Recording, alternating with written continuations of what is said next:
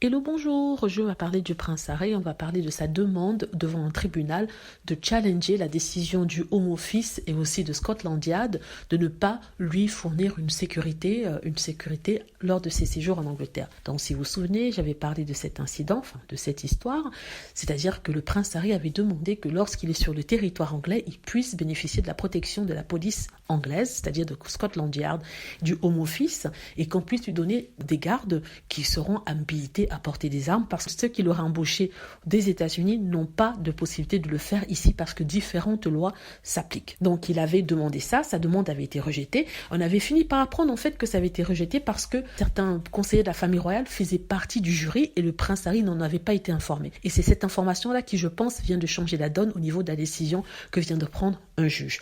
Donc, il avait demandé aussi à payer de sa poche cette équipe de sécurité. Et on se rend compte que les personnes qui étaient dans le jury, qui ont vérifié son dossier, n'ont pas transmis non plus cette information aux membres du comité qui prennent la décision de lui octroyer ou pas une police sécuritaire.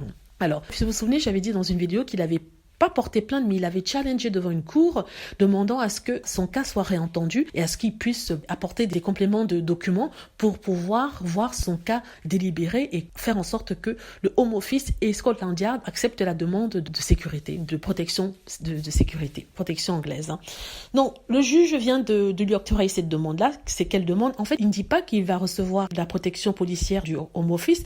Il donne la possibilité à son dossier d'être réentendu devant ce comité-là, et qu'il puisse présenter son cas, il puisse défendre son cas. Il avait d'ailleurs demandé à être présent lors de la révision de son dossier par le comité afin qu'il expose son cas. Mais on lui avait dit non. Donc, ce qu'il essaie de dire, c'est que le comité, des personnes travaillant pour la famille royale, donc ça veut dire qu'il y avait conflit d'intérêts. Donc comment est-ce que les personnes qui lui ont refusé une protection dans la famille royale feraient partie d'un comité qui juge son cas, vérifie son dossier pour voir si on lui accorde une protection ou non. En fait, c'est ça que je veux dire par rapport à cela. Donc, bonne nouvelle pour le prince Harry. Donc, je dirai plus quand je saurai plus.